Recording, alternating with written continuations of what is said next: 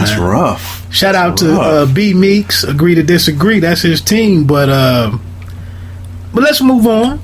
Yeah. We're getting into our final moments here on the Pay Me No Mind show, Hoops and Hops series. LA Clippers, man. I would just say that when LeBron went to Miami and people were in an uproar about all of the talent with him and Chris Bosh going there, with all of the talent being on one team. And, some people walked away from the NBA. The vitriol was in your face. And here it is, man. When I look at this Clippers depth chart, they almost have 3 teams now playing and calling the Staples Center home when you look at this depth chart, man. Yeah. And nobody's saying nothing. Now, wait a minute. Somebody said something named me. Because on one of our first pods, I brought them up as a team who I like because of the additions. Okay, I give you that. But I'm just saying that the uproar is not there. That here's a team that's got 1 through 10. The Miami Heat had 1 through 3, and then some key role players. And like I said, nobody's really saying much of nothing. And now we have Lance Stevenson, Wesley Johnson, Josh Smith,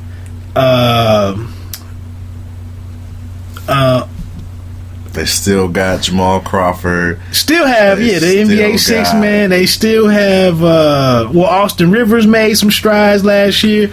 Paul Pierce, right now they have him projected as the starter at small forward, but I believe they announced earlier today that Wesley Johnson will be the starter. Austin Rivers is my question mark on that team. Can he do it for right? Like can a prolonged period of time? Can you be a legitimate backup point guard, and really play the position, Because I definitely thought there was some. This is my son. I'm a GM nepotism, now. Right? You're not being utilized the right way. I'm gonna bring you over here, right? And I just don't know. That's my one. But I had said before, I think that Lance Stevenson gets some run at point guard for them. I think he takes up some of that. I think Lance plays 1 through 3 this year. I think he plays all those spots. Do you think he bounces back?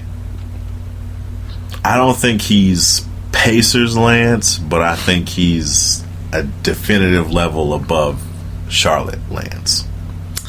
Yeah, I think that Charlotte situation, I don't think he ever really recovered from the negotiations that led to him being there.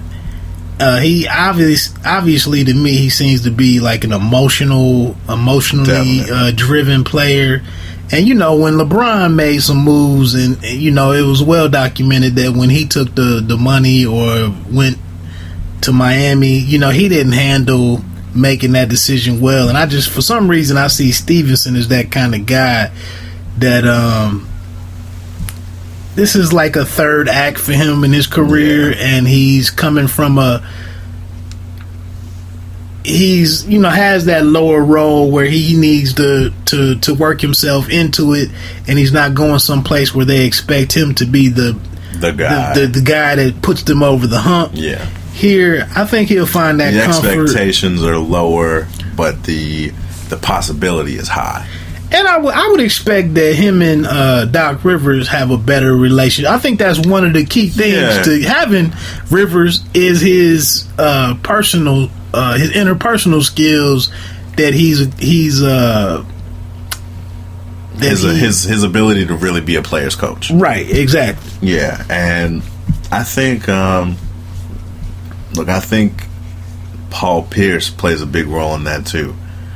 You can see what he did with Washington on that roster, right? And how he kind of was a glue guy for those young guys, right? Kind of made them play above what they even, I guess, asked of themselves, right? And I think he gets back. I think that's who he is. I think a lot gets left out about how much of almost a motivational force Paul Pierce has been in the later half of his career.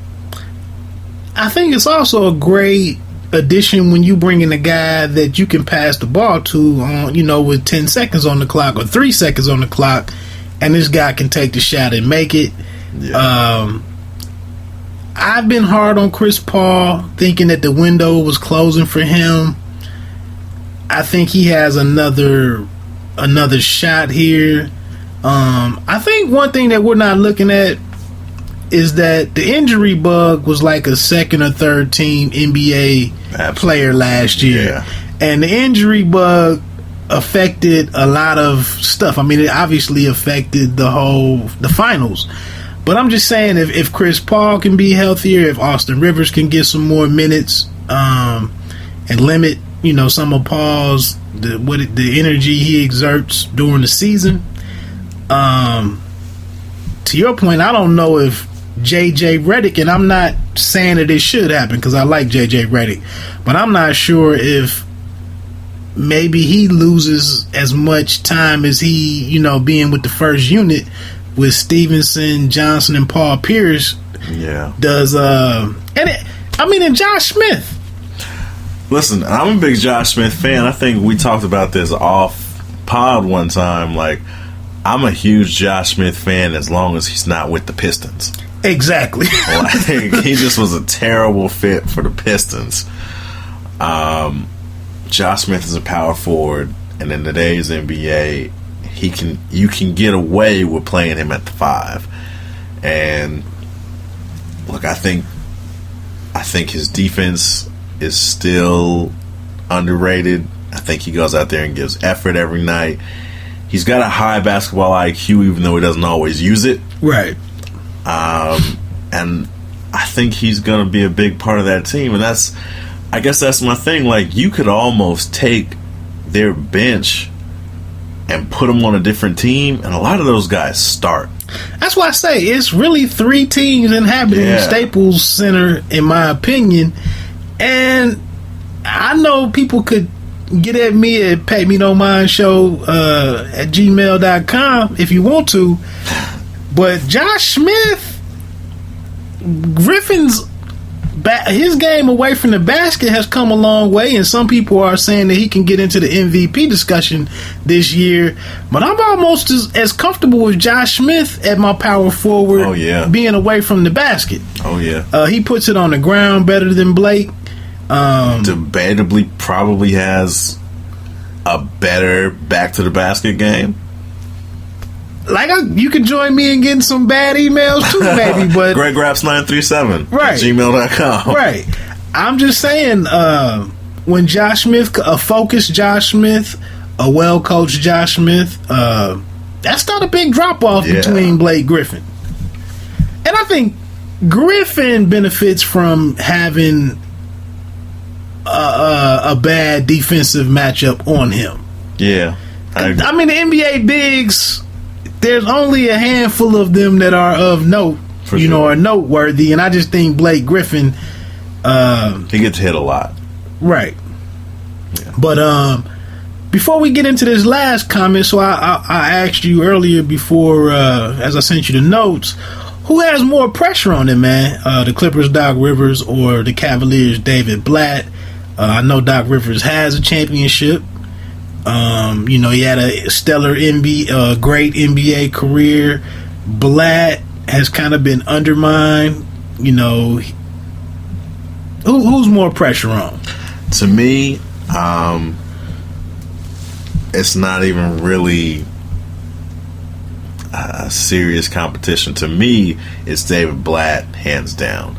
I think that the ownership with the Clippers has committed to Doc by giving him so much power, by making him president of basketball operations, aka GM, and that was something else I guess I wanted to throw in there. I didn't think about. I started to put this as one of the starting 5 topics. Matt Barnes saying that Doc Rivers never wanted him and he can't wait to play the Clippers again. That just goes into what I feel is the vote of confidence for Doc Rivers. Matt Barnes is a noted defender, hustle guy. Length. Right, like I'm gonna. He's an agitator. Right, that's what I meant by lane. Yeah, and he really did. Like, he got underutilized by them last year, and out of his mouths, as soon as the season was over, he was the first one to get moved. And I just think that Doc has so much more support. Now, the expectations are similar, like it's championship thought process for both teams. Mm-hmm. But look, I think if the Cavs, let's say that they don't make the finals, I think Blatt's gone. That's not going to happen with Doc. I agree. I think it looks worse for Doc Rivers based on his resume and based on his personnel. I think it looks worse for him because the expectations are what they are for Doc. But I think David Blatt, I don't think is set up for him to be successful. But the fact that they couldn't move on from him this year when they may have liked to, I just feel like when you have a big three, that's kind of the barometer that's being used to say that you should capture a championship. He's possibly gonna have one of the big threes that you could have or want, but I just think, like you said, I mean, when you have two starting fives on one NBA roster, the expectations are that you should be able to get a championship, because whether it's injury, whether it's foul trouble, whatever it is, and then you have a Hall of Fame type point guard, one of the game's best floor generals on there. I just think, but to your point, look at the gauntlet that you have to go through in the West, on the west side of the bracket, that the Cavaliers probably aren't facing in all reality. It's a tough one to call. I guess just for me, just the David Blatt's the pressure might be more individual, whereas for Doc Rivers, just amongst the coaching profession, more would be expected of him because of his resume and the depth on that team. Yeah. But all in all, like you said, if Blatt doesn't get it done, if there's a healthy LeBron come June, right? If Kyrie and Kevin Love, if they've got those three guys, and they don't get this, the $82 million man, with Tristan Thompson, if he doesn't run these offensive rebound plays for Tristan Thompson, then I was trying to look up his plus minus last year. Tristan Thompson, like what's giving you this money? Are you? Let me ask you a question, because I thought Deion Sanders mentioned he made my point on the Thursday night game this week. I don't need some of these PR, player efficiency rating, and all the analytics. I go, because we're not giving you a whole lot of stats tonight for anybody that press play. Are you a feel guy? I mean, I've been watching the NBA for 25, 27 years now. I know how the game works. I don't rely on a lot of this stuff, but I mean, some of it is interesting.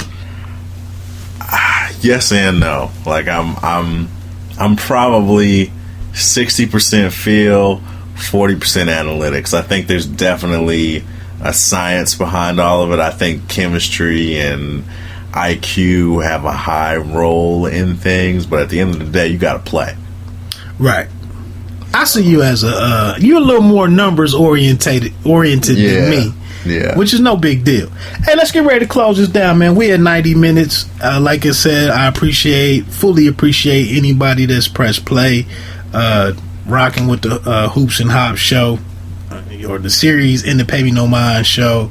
It's good to be back in the cockpit with G, and we're getting ready to shut it down. MVP race, man. What's your thoughts as we close it out? I got several names on here. Going to take you 90 seconds, 2 minutes, and run down. What would you like to see? I